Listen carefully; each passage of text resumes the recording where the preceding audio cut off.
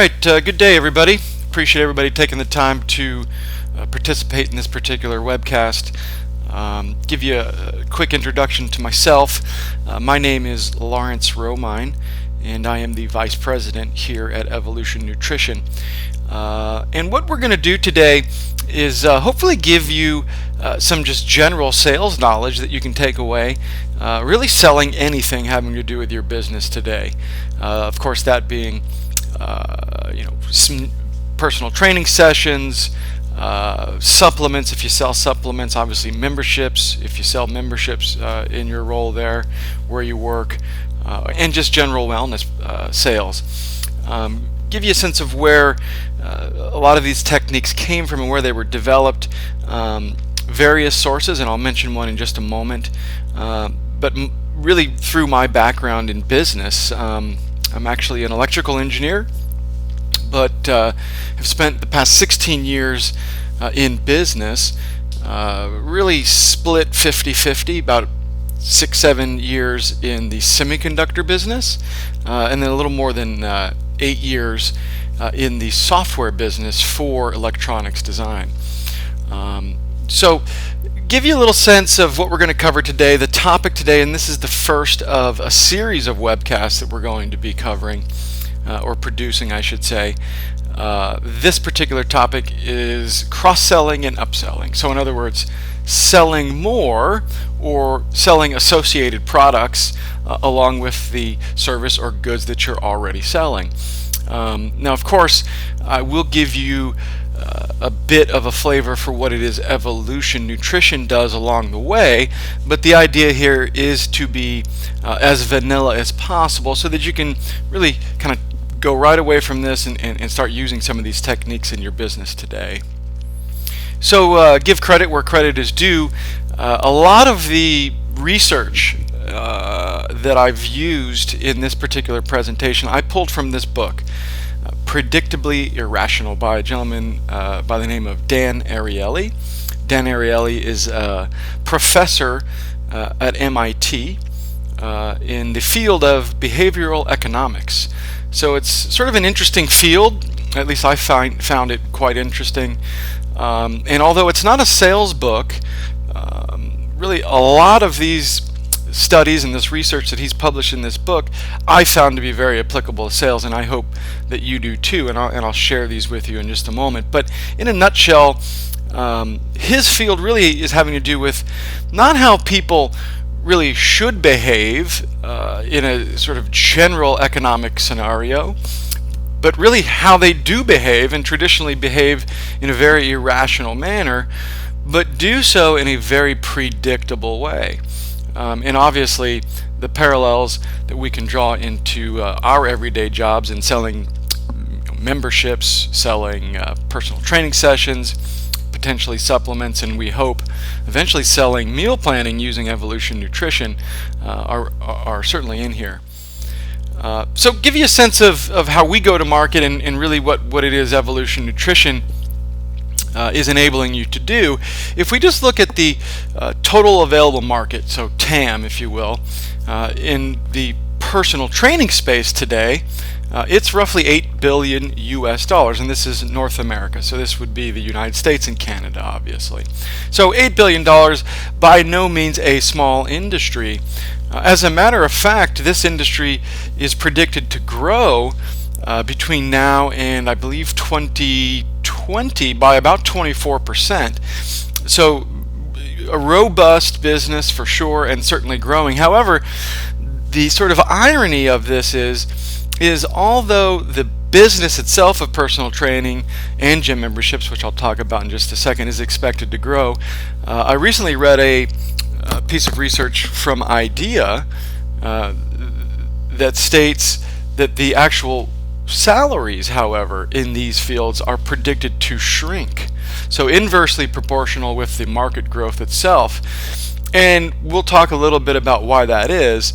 But if you couple the personal training total available market with the gym membership total available market, what you see here is quite a significant business. And when you see this, it's obviously no surprise why there's over 9,000 gym facilities in the United States, and of course growing.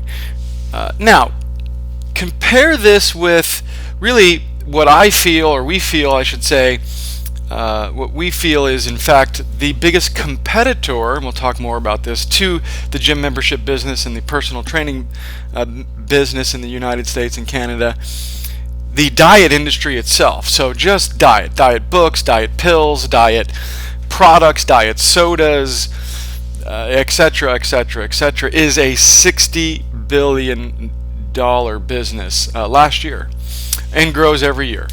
And it grows in a very linear way, strangely and ironically, with the obesity rate in North America. So in other words, although people are spending more and more on dieting, we are actually not impacting the obesity epidemic whatsoever. And we'll talk about how and why that is, obviously, and how Evolution Nutrition can assist you in really getting at that dieting TAM in a very meaningful way, and doing so by coupling what you're already doing today and really working no additional hours. So just a bit of additional color: $40 billion spent on diet-related products, and all in its weight loss industry, about $60 billion in North America. Put this in perspective for you when we talk about what the average personal trainer makes. This particular statistic came from ACE, and many of you would be ACE certified fitness professionals. But what you see here very clearly is an average income of, let's say, $52,300, about $300, so $52,300 annual. And this is really right in line with what we hear when we interface and talk to our personal training clientele. So about 52K, 52.3.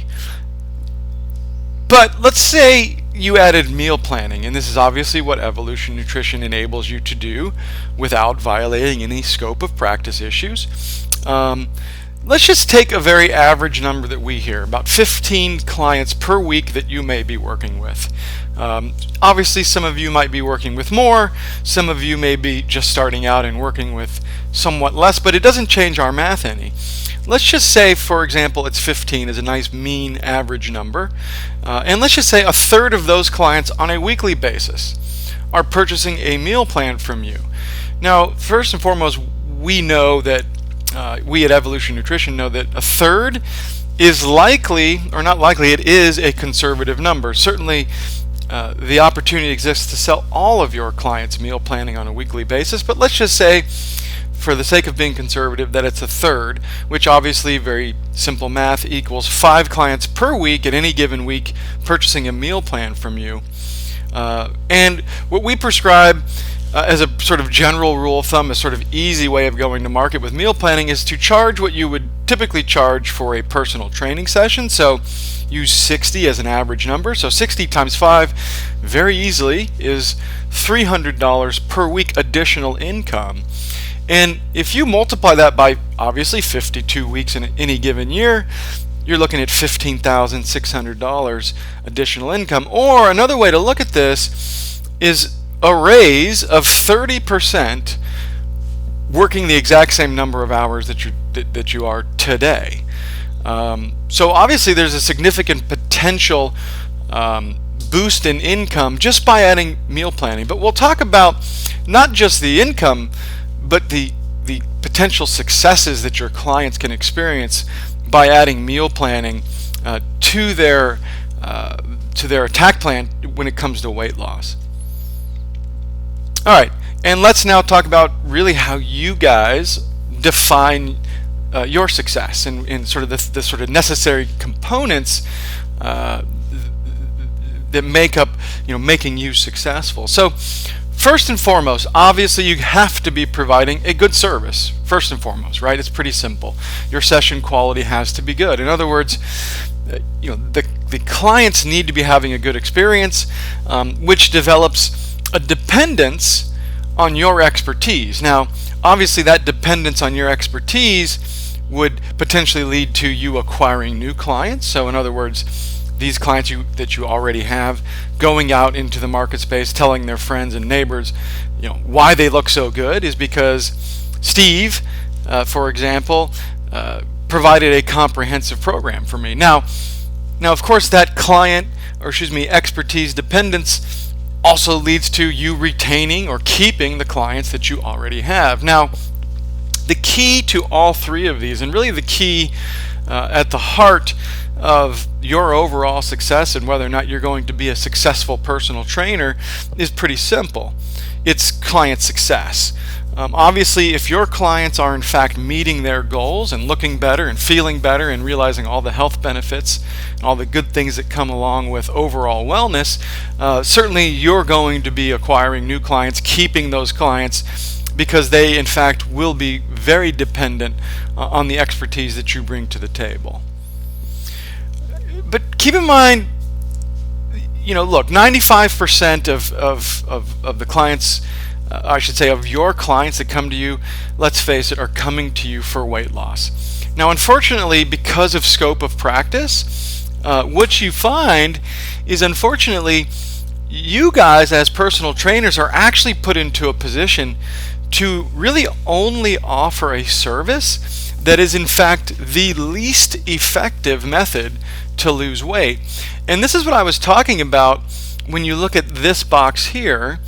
And I mentioned that really that dieting business is your number one competitor. In other words, it's quite a bit easier just to simply reduce calories, count calories, versus obviously going to the gym and exercising. And quite simply, it is effective. It does not take a rocket scientist to know that if you put yourself into a caloric deficit that you will in fact lose weight. However, what you clearly see here by a factor of 4.5, in other words, the combination of, and we don't like to use the word diet here at Evolution Nutrition, but the combination of nutrition and exercise by a factor of 4.5 over exercise alone is in fact the most effective method. Not only is it the most effective method for losing weight, but is the most effective method for maintaining that weight loss. And just a bit more color here, if you look at last year, the percentage of people that successfully lost weight via exercise alone was about 19%, 32% via diet only, and 47% that successfully lost weight last year did so through diet and exercise. Now, quite obviously, this is really what Evolution Nutrition enables you to do. The combination of your existing expertise, your existing certifications, and Evolution Nutrition puts you really in the driver's seat as it comes to offering a very, very viable service, long-term solution to weight loss for your clientele, of course, leading to your overall success. Moreover, when we talk about not just meeting clients meeting their goals, but when we talk about retaining those clients, keeping those clients dependent on our expertise, this chart here is talking about the rate by which members leave or abandon their gym membership or cancel their gym membership in any given month. And this is about 16%, and this is very common to what we see when we ask the question. But this x-axis here, in other words, across the chart here, what this is articulating is the number of interactions that a given member has with not a salesperson within your club, but a fitness professional within the club over time, to the point of once you exceed 4 interactions with a given member, their likelihood of leaving, or in other words, the attrition rate, drops by 88%. So this is obviously very significant. In other words, the personal trainers, the fitness professionals within your organizations, aka all of you guys, are in fact your number one salespeople in the entire organization. And when we talk about meal planning, we're talking about really interacting with them almost on a daily basis, because you're really working with them on what they eat.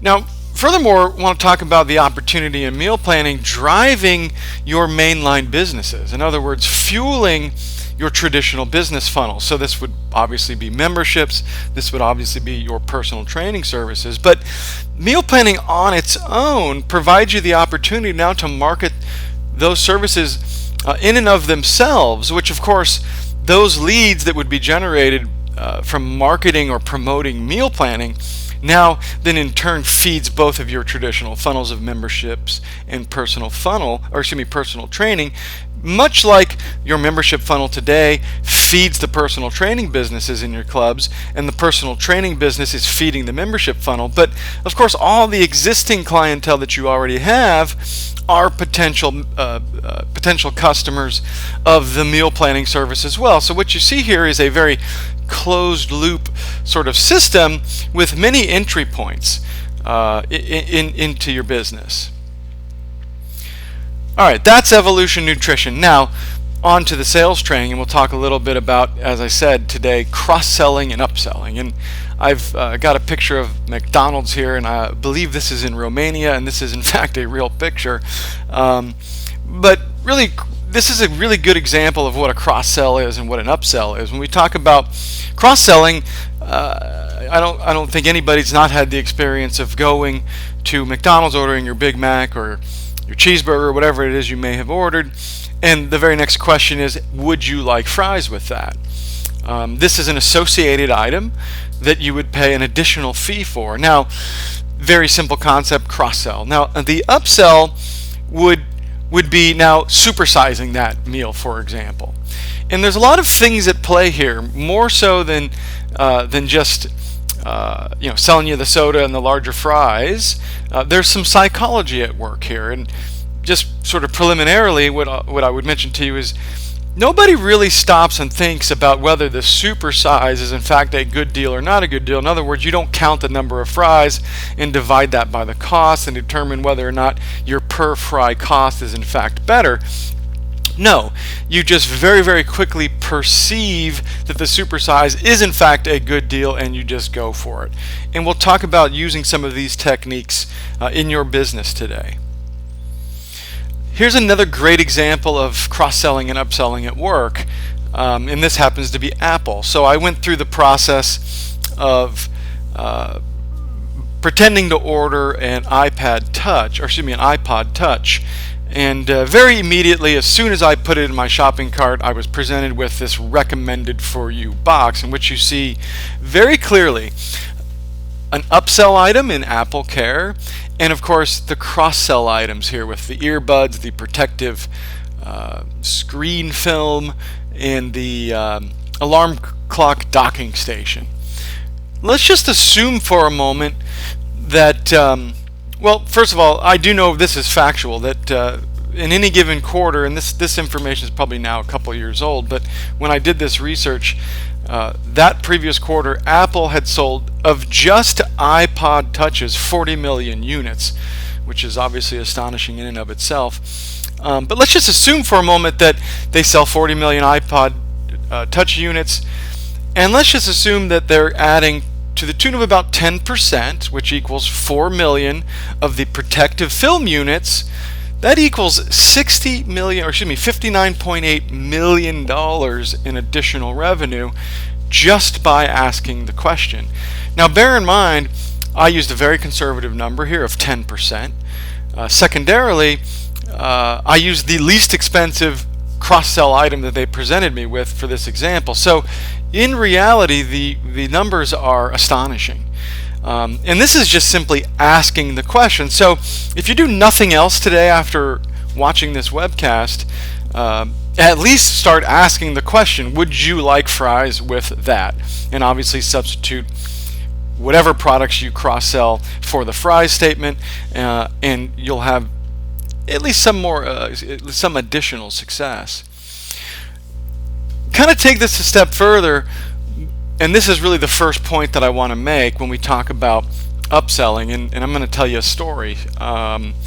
So a couple years ago, you guys would likely remember the iPad 2 launch, and the real significant difference, at least in my mind, with the iPad 2, I think was a better screen. It was maybe some more memory, some more speed, etc. But the real thing they advertised, and they really showed on television quite a bit, was the new cover.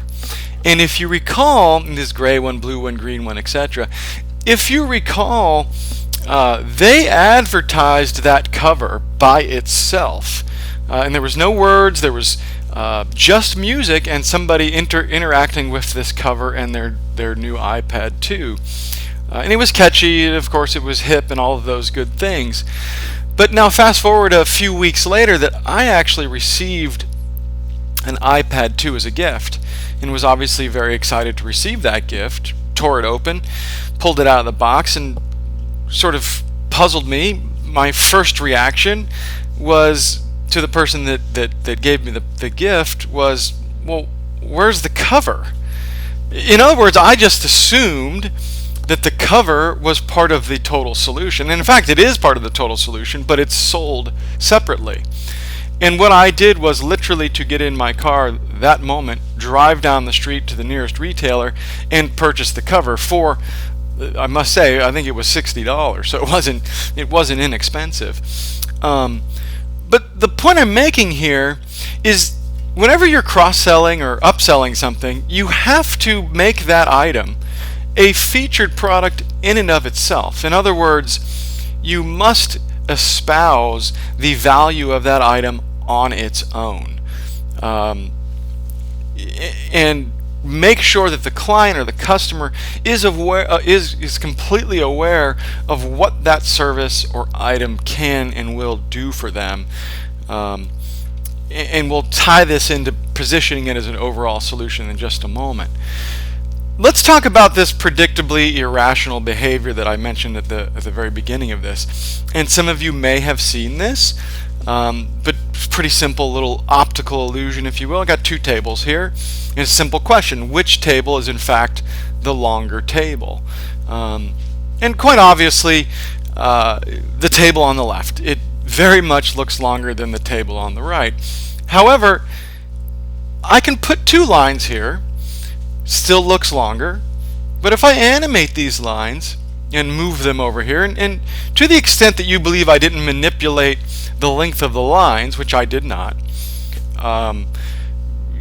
you can now see very clearly I've now proven to you that these two tables are in fact exactly the same length. But as soon as I remove those two lines, once again your mind is telling you, no, Lawrence, those tables are not the same length. The table on the left is in fact much longer than the table on the right.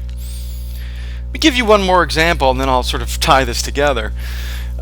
Similar sort of optical illusion, and once again, predictably irrational, in that if I asked you, the arrow on the top is pointing to a square, and the arrow on the bottom is pointing to a square, and what are the colors? And everybody says the same. The top one is brown and the bottom one is yellow. But once again, in this case, if I just remove the surrounding squares, you can now very clearly see that in fact those two squares are the exact same color. But once again, as soon as I go back, your mind will begin to tell you once again they're not the same color. The bottom one has to be yellow, even though I've proven to you beyond a shadow of a doubt that those two squares are not in fact the same color. And the reason I bring this up, or the reason I show you this, is because this is a very good example of a decision illusion. In other words, even though it's been proven to you, you just cannot get over the fact that they are in fact the same color. Your mind is telling you, and these are visual clues that you're using. Now, what you have to realize is 30% of your brain is in fact dedicated to vision. 30% does nothing but dealing with vision. And if 30% of your brain is dedicated to how you see things, what is the likelihood that we can also then associate or assume some predictably irrational decisions when we talk about more financial type decisions? For example, purchasing personal training, purchasing gym memberships, and purchasing meal planning in our case. So, as I mentioned, this concept between behavioral economics and standard economics, a standard economist would believe this statement from William Shakespeare, which is, what a piece of work is man, how noble in reason, how infinite in faculty and form, and moving, how express and admirable in action, how like an angel in apprehension, how like a god. And where I'm going with this is to tell you that this in fact is not true.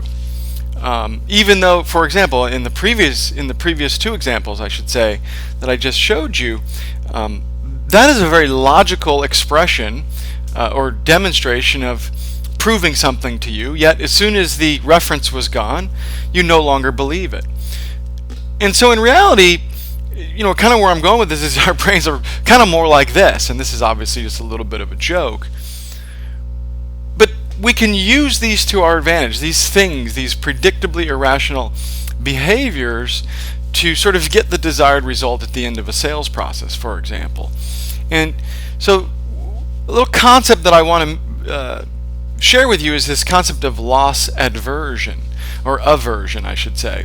And the really foundation of this is that your brain is really divided into three sort of distinct parts. So you have your cortex, the limbic, and this reptilian, or the sort of brain stem section of your brain. And very simply, the cortex is the center of intelligence. So this is where the center of very rational thought. This is where math takes place, science, logic, numbers, statistics, money. In other words, this is where humans develop what I call an intellectual alibi. And an intellectual alibi is the reason to say no. Okay, when you yourself engage in a sales process with a salesperson, you're not really looking for a reason to say yes, unless you're already interested in that product or service. You're looking for the one thing that you can logically associate that says, that's why I'm going to say no. And everybody does it.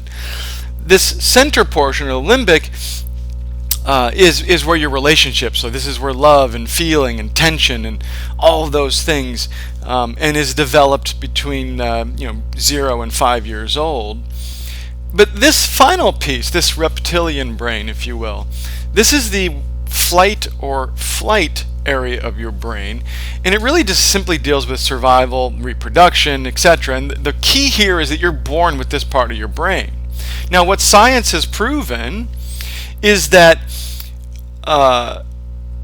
in sales and in really most engagements, this is the area of your brain that's really in control, and very few people have the ability to override this section using the cortex. And this is a concept called being loss averse, and I'll explain this a bit further. But really, these emotional centers are where sales happen, and we'll talk about that a little bit more.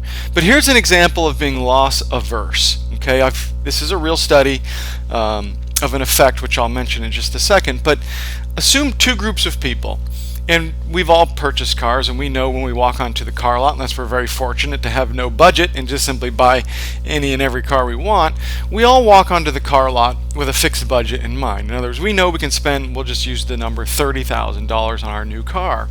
And we walk onto the car lot, we find a car, and we look for the options, etc., that get us as close to our $30,000 price limit as we possibly can. Now, this research was a little different, and it does articulate or highlight how humans are in fact loss averse. So instead of the sort of very traditional way of selling a car like I've just described, instead they divided two groups of people that had a very similar budget, which was again in the $30,000 range. And instead of a traditional sales process, they instead said, okay, group A, which we could say is here on the left, they were given the sort of entry-level version. In this case, I've used a Mustang, and you can see the specs here. V6, 305 horsepower, MSRP of about $22,300, versus Group B was given this vehicle, which is a very high-end version, obviously, with 600 foot-pounds of torque, 500 horsepower, and $103,000 price tag.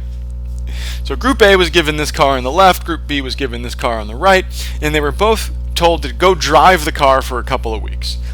Drive the car, come back in 2 weeks, and then we'll negotiate, and we'll determine what your final selling price is in Group A by adding the features that you now think you want.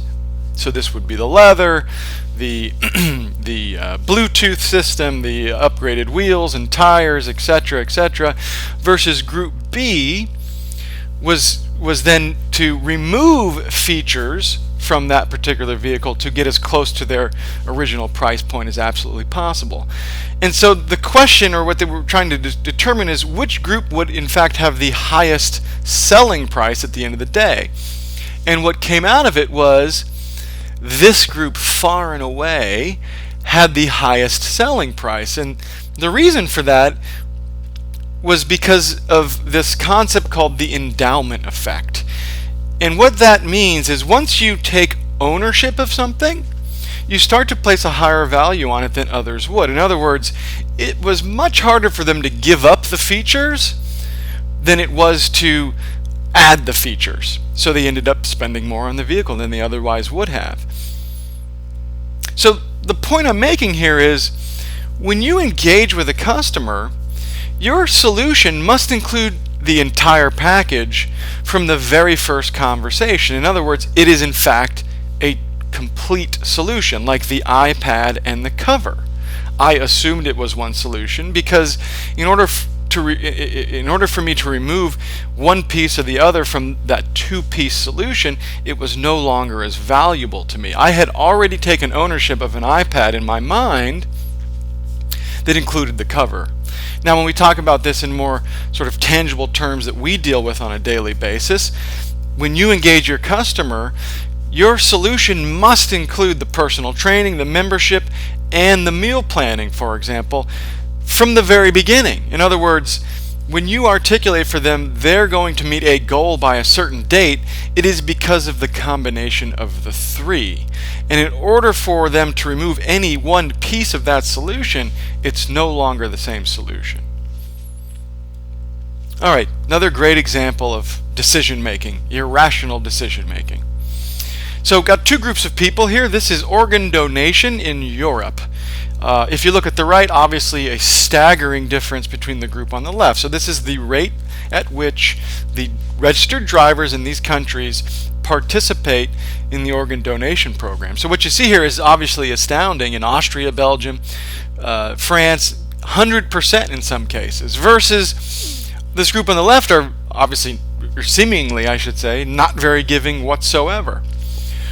Now, the question here is, what is the difference between these two groups? Now, when I give this presentation or I talk about this particular research live, inevitably somebody will raise their hand and say, well, it has to be cultural. And in fact, that's not the case. It's really not very complicated at all. It has to do with really just one subtle difference, and I'll talk to you about that, but got a little joke here when we talk about of the small group on the left, the largest group being the Netherlands at 28%, they only got to 28% by sending a postcard to every single household in the country begging them to join the program. So begging only gets you so far, and apparently it's 28% when we talk about organ donation. But the actual difference had nothing more to do than with the form at the DMV when you registered for your license. The group on the left, the small group, or the seemingly not as giving group, was presented, check this box if you want to participate in the organ donation program. Well, what do? Well, they simply don't check the box and they don't join the program, versus the group on the right, they still don't check the box, but they all of a sudden join the program. Okay? So the point I'm making here is you always make your customers opt out. So as you can see, this is a sort of progressive sales strategy. You're presenting the total solution from the very get-go. In order for them to remove any piece of that solution, it's no longer the same solution and no longer as effective. And then number 3 here, you make them opt out. You make them tell you that they don't want any one piece of that solution. All right. This is a good concept of anchoring, or a good example of anchoring, I should say. So, two groups of people with two seemingly very similar looking gentlemen on Form A, and with one difference. The first group was presented with Tom and Jerry and a slightly less attractive version of Jerry. Now group B, second group of people, was given the same form with the difference being Tom, Jerry, but in this case a slightly less attractive version of Tom. And these two groups of people, they were all women, were asked which group, form A, or which gentleman do you find to be more attractive? And form B, same question. And what do you think happened? Well, it was actually quite interesting. What happened was, whenever there was a slightly less attractive version of the other gentleman, so you can see in group A, when there was a slightly less attractive Jerry, Jerry was deemed to be the most attractive. And the inverse was true in form B. Whenever the slightly less attractive version of Tom was in the picture, Tom was deemed to be the most attractive. And the reason for that was because that slightly less attractive version of either Tom or Jerry served nothing more than to provide a reference as to whom was the most attractive person. Okay, and there's a way we can use this when we talk about pricing, and I'll show you this. This is a real-world example of a subscription renewal to The Economist magazine. And this was presented. This was received via email, and you can see you got three options. You have the Economist.com subscription, which is the 1-year online access for $59 US. You can get the print subscription for $125, or you can get both for $125. So obviously, it's pretty obvious as to which one of these options is the best deal, but to give you a sense of how people reacted to this, this was in fact presented to MIT graduate students at the Sloan Business School, and simply asked which one would you choose. And when all three were present, what you see here is 84% selected, in this case, the most expensive option, because there was an anchor here to serve as reference or to show which in fact of these options was the best deal, with 16% choosing the least expensive. But to show you how this works without the reference, if we remove the middle option, the $125 option, print only, that nobody chose, when that's no longer in the picture presented to MIT graduate students, we see a complete flipping of the results. In other words, once the anchor, or once that reference is gone, I no longer know which of these deals is in fact the best, and I just default to the least expensive.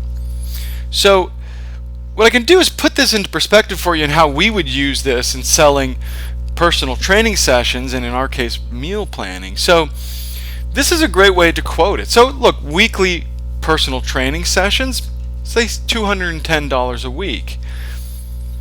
Weekly meal planning, $200 a week. Or you can buy both for $270 a week. It's very obvious as to what is the better deal. And this is right in line with what I discussed early on about the sort of market opportunity for you. And you can see this is right at that $60 difference that you can be putting into your pocket with each client that you do business with. Okay, so what's the point here? You always want to invite your ugly twin to the party. In other words, you always want to provide that reference to do nothing more but serve as that anchor to show your client which one of these options is in fact the very best deal. So just kind of sum this up, and as I said, this is sort of an evolutionary process, so it builds on itself. So right out of the gate, you must be featuring those products or espousing the value and benefits of your cross-sell item in and of itself as a standalone item. In other words, make it a featured product, because quite frankly it is a featured product and it does have merit by itself.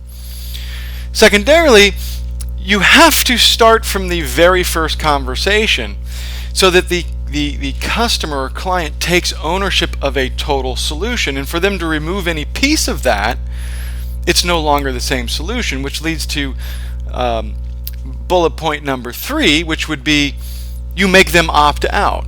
And what you'll find if you do follow this process is that they won't be opting out very often because it's painful to opt out. It's no longer the same solution that they took ownership of, and it no longer carries the same amount of value.